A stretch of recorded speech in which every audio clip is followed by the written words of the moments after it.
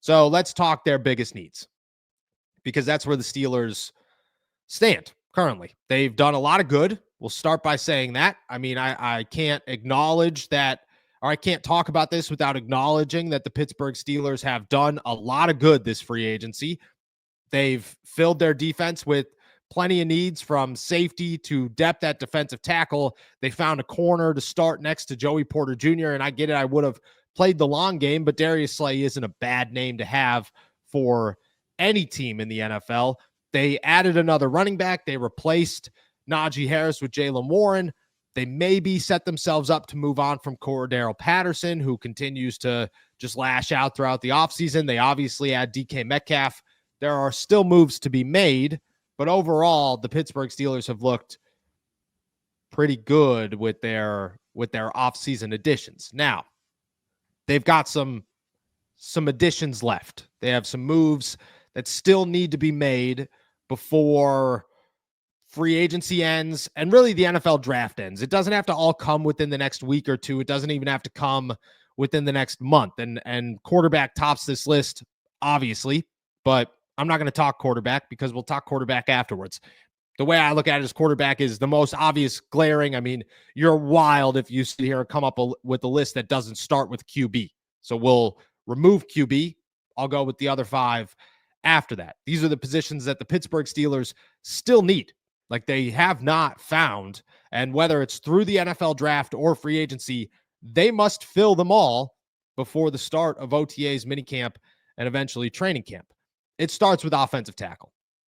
Everybody will say defensive tackle, but it's offensive tackle. They do not have a swing tackle right now. It is one of the most crucial positions on the offensive side of the football.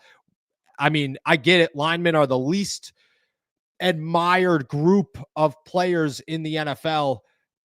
But if Broderick Jones stinks and the Pittsburgh Steelers don't have another backup option, where do you go? You don't go anywhere. You just stink. That's what you do. If Troy Fautano's knee gives out again, where do you go? Spencer Anderson for the rest of the season? No, you're in trouble. The Pittsburgh Steelers don't even have a glimpse of a swing tackle right now. If anything, they have Spencer Anderson, who last year we made fun of all year, that the Pittsburgh Steelers were telling him, you've got to play center, guard, tackle, tight end, quarterback, doesn't matter.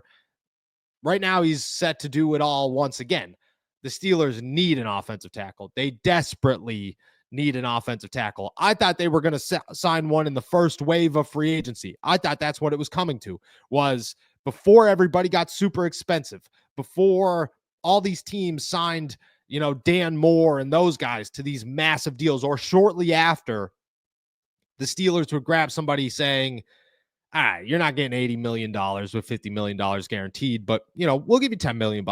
Here's $10 million to come be our backup swing tackle and, maybe compete with Broderick Jones, but chances are he's going to start, and you just have to add some pressure to the situation and make it work. That's what you have to do. You have to be reliable enough that if we need you, you're going to be on the field in a starting capacity for at least some sort of time frame in 2025. Now, I have 2 names that fit that mold that I think are still on the board for the Pittsburgh Steelers. The first one is Jedrick Wills from Cleveland, 25 years old, will be 26 by the time the season starts. Not the greatest tackle. I mean, has struggled mightily during his NFL career. And the fact that this dude was viewed as like the next guy in Cleveland when he showed up out of Alabama and has not turned into much, is only here for 4 years and then moving on, has still not signed with the team even at 25 years old. I mean, Dan Moore struggled and got $50 million guaranteed. Wills is just looking at it going, I hope I end up somewhere. I think the Pittsburgh Steelers could look at him as a guy who needs a change of atmosphere, a guy that's worth taking a risk on for a super cheap contract. And at this point in the offseason, like, you're not getting anybody else. You're not, Chukwu Okorafor is off the board, which means that your options are very limited. I look at Wills as just a maybe. Maybe he works out. Maybe he doesn't. But he's a safety blanket for right now for a swing tackle. He's got the ability to play both sides. And he's 25, turning 26 years old. Might as well take a shot on somebody, because best case scenario works out. Worst case scenario, you don't guarantee him any money And the longer that he sits in free agency, the worse that deal's going to get. And you could just look at it and go, all right, whatever. Come to Pittsburgh, be our guy behind Broderick, see if you can make the roster. In the meantime, we're probably going to draft a tackle or an offensive lineman to say he's going to compete with you. You have to beat him out. But I'm not totally opposed to taking a shot on a guy who comes from Alabama and had so much potential coming into the league, just hasn't been able to actually replicate it on the field. The other one I think is a bigger risk, but also a younger option. And at this point, that's almost what you're looking for. This one switches things up. This is Isaiah Wynn from Miami, former New England Patriot, dealing with a massive injury last season, is still obviously recovering. I'm not even totally sure that he's going to be available for training camp or OTAs. I don't know where he stands with his injury update. But what I do see is a guy who could come in here and has starting experience at guard, who teams viewed as a starter in the NFL. And what he does is allow Spencer Anderson to become the swing tackle. And I'm okay with that too. I don't care where Spencer Anderson plays, as long as he only plays one position. That's all I'm looking for. Just play tackle or guard. That's the only two moves that the Pittsburgh Steelers have to consider. I think Isaiah Wynn could come in here for super cheap, be a guy that can add pressure to Mason McCormick, because you go back a couple of months and the Steelers are talking about, or at least Jerry Dulack's talking about, the Steelers wanting to have competition for Mason McCormick. Isaiah Wynn is competition that's only 26 years old. So you could bring him in and say maybe he's a starter, but probably not. Best case scenario, he's a quality backup who is healed, who allows us some flexibility, who adds a presence behind Mason McCormick and Isaac Seumalo that the Steelers have not had in several years that they could need, because you've always, since Matt Filer or BJ Finney have left, the Steelers have been searching for the next Matt Filer or BJ Finney. That guy that could come in a pinch and be a starter, no questions asked, and you're not even worried about whether or not he's the starter.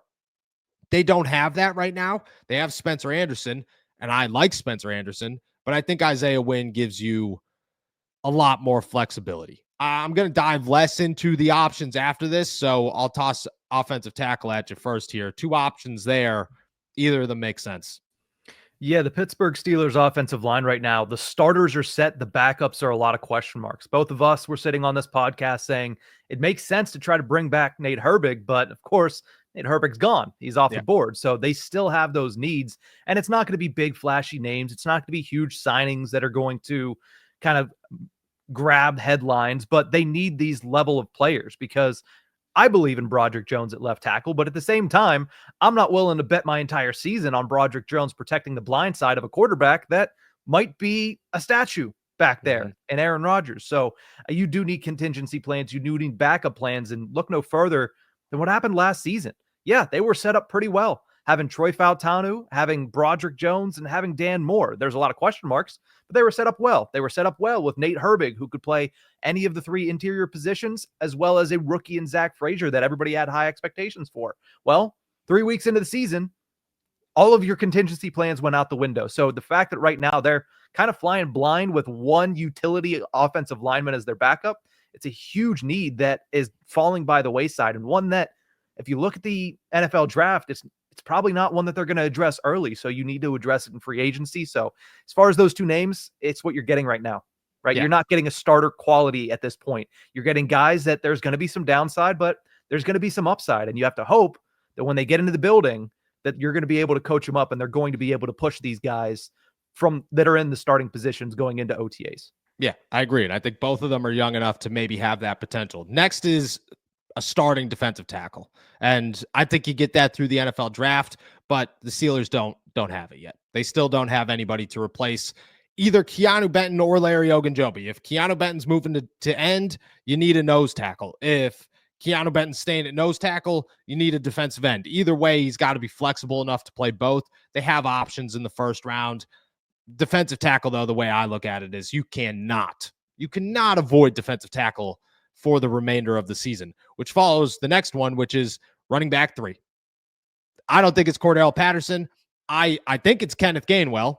I'm not positive it's Kenneth Gainwell, but I do look at it like you got to have somebody else. You can't keep it the way that it is because somehow the Steelers running back room gets significantly worse if it's Jaylen Warren, Kenneth Gainwell, and Cordero Patterson. If you have a rookie in there, great. If you have a name like J.K. Dobbins in there, great. I don't care how you go about it. I think the NFL draft adds way more upside for the future and is cheaper. Instead of J.K. Dobbins on a 1-year cheap deal, you could go rookie that you're getting for 4 years that you get to mold. If you draft him in the first round, you get a 5th year to say, hey, this is our guy. We at least get him through what is most of the people on this roster's next contract or current contract, and we can decide at the end of that where we stand as an organization. But you need a new running back. Again, just like defensive tackle, I think the NFL draft is the place to go, but everybody keeps tossing out J.K. Dobbins and all these other names. The longer J.K. Dobbins sits on the board, the more you got to think the Pittsburgh Steelers are at least considering it as an option, because there's no chance that they watched J.K. Dobbins for the past couple of years and said, when he's healthy, he's a good running back. He's a good running back. And yeah, we need a defense or a running back in the NFL draft, but they haven't really shown their hand outside of the combine to say we're bringing in these early round running backs. They're not. They're bringing in late round running backs to get a look on the Dylan Sampsons, to say, who can we get that might be a steal that we could bring in here to be a quality backup? RB3 is my next one. Staying in the backfield, it's a fullback. You showed your hand with Kyle Juszczyk. I'm sorry, but Connor Hayward is not a fullback. He's never been a fullback. And this is Arthur Smith's offense. Go get a freaking fullback. I mean, the Steelers have been teasing it for years. The options are out there. Go sign somebody. Go figure it out. Go draft somebody if you need to. But the Pittsburgh Steelers have tried, like they've tried for years to get a fullback. You could go last year with Jack Coletto. You could go the year before that with Monty Pattenbaum. You could go this offseason with Juszczyk. The Pittsburgh Steelers have shown that they have interest in a real fullback, and they have not gone and got one. Luckily, their needs are not that deep, and fullbacks are cheap. So you can go get one and say, all right, this replaces Connor Hayward, who remains on the roster, but replaces Connor Hayward. I think that's the perfect situation for a team that is going to run heavy. I mean, we could talk Jalen Milroe and the potential of him being drafted by the Pittsburgh Steelers. If he ends up being the Steelers' starting quarterback in 2025, which you can't rule out as a possibility where we stand right here, do you really think he's going to throw the football that much? No. He's going to run the football all the time. The Steelers are going to run the football all the time. You want to know what helps a running back? A fullback. I still remember the day it was my first year in the locker room and Rosie Nix was coming back from a knee injury. And James Conner, when I asked, hey, you pumped that Rosie's coming back? I've never seen that man smile in my life. I haven't seen him smile since then. But I saw him smile in that moment. I saw him glow up and say, yeah, I'm pumped to have Rosie Nix back. You need a fullback. I don't know where you get one, but you need a fullback. The Pittsburgh Steelers need a fullback. And finally, number 5 here is a George Pickens replacement. That's where the Steelers need to go next, because I still fall under the belief that there is a stronger chance that George Pickens is gone before the start of the season than he is on the roster at the start of the season. I get everybody wants to talk and say, yeah, well, you can't trade George Pickens unless you replace George Pickens. The Steelers have never listened to us once. They're not going to start listening to us now. If we all say that, doesn't mean that their plan isn't different. Doesn't mean that George Pickens isn't going to not show up for training camp and say, I'm not coming unless I get a deal. And whether they have a replacement or not, they have to move on from him. All of these are possibilities. So you need a replacement option. You need the next guy to replace George Pickens somewhere in the line. I don't think that option is available in free agency right now. I do think it's available in the NFL draft. I think it gets very difficult to find that guy with doing other things in the NFL draft. But I do look at it and say, you need a George Pickens replacement, because I find it very hard to believe that the Pittsburgh Steelers are keeping him around And I have not been told anything that convinces me otherwise. Everything that I hear, everything that I read, everything that I see says George Pickens will not be here in 2025. And the Steelers are going to find themselves, unless they make a move early, where they don't have somebody to replace him, and they need to. Those are my other four: starting defensive tackle, a third running back, you need a fullback, and a George Pickens replacement. Those are my top 5 remaining needs for the Pittsburgh Steelers in 2025. Your thoughts? Yeah, the most precarious of those positions is the last one that you mentioned. I think the other 3 are pretty clear and obvious. We all know that they're looking defensive tackle, and trust me, the draft prospect that I have fallen in love with is Kenneth Grant, and I'm not going to let that go until the beginning of May, whenever he's inevitably probably on the Bengals, because they took my favorite in last year's draft in Amarius Mims. But it's a situation with the wide receivers that you saw how bad it could get last year. You don't want to put yourself in that same position again. I understand that DK Metcalf is somebody who, although does have his injury issues, probably stays on the field and stays in the game a little bit better than George Pickens. But again, that is very minuscule. Whenever you're going with him and Roman Wilson and Calvin Austin and not a number 2 there, I think that's a scary position to be in, especially whenever your quarterback situation is so in flux at this moment. Now, you're hoping that you'll figure it out sooner rather than later. But again, as we sit here today, we don't know who the starting quarterback is in 2025 for the Pittsburgh Steelers. So it's going to be important that you keep as much talent around that position as humanly possible. And I know that, the George Pickens situation is not going to be a fun one, right? Is he going to show up? If he does, I mean, it could be in his hands. If he shows up and says, you know what, I'm going to take this as a challenge. I want to be running mates with DK, and I want to play on the last year of my contract. That's the best case scenario for the Steelers, is that they get to keep George Pickens and that he is present for everything this offseason, because that puts you in the best position possible. But at the end of the day, it's a business, and I feel like that is going to rear its ugly head later in this season with George Pickens. So the NFL draft is a tough one because you do have those needs, and I'm wondering who out there trade-wise is going to be able to come in as a number 2, because you're not replacing George Pickens 1-for-1. Not in a draft, not in a trade. It's not possible. You're not getting anybody of that caliber. You have to get as close as possible, and I'm just not sure where they're going to find it. No, I agree. And I think in the business side of the rearing its ugly head, look, and I hope that George proves me wrong. I always hope that George proves me wrong, but nothing George has done over the past couple of years shows me that George Pickens is ready to just show up and say, I'm willing to push through this. I'm willing to be that guy. Until I'm proven otherwise, I'm anticipating the worst. And that stinks, because I'm an optimistic guy. Some circumstances, you got to be realistic about the situation. And just the NFL history itself tells you that chances are that's not going to go very smoothly, that it's not going to work itself out. There are very few T. Higgins in this world.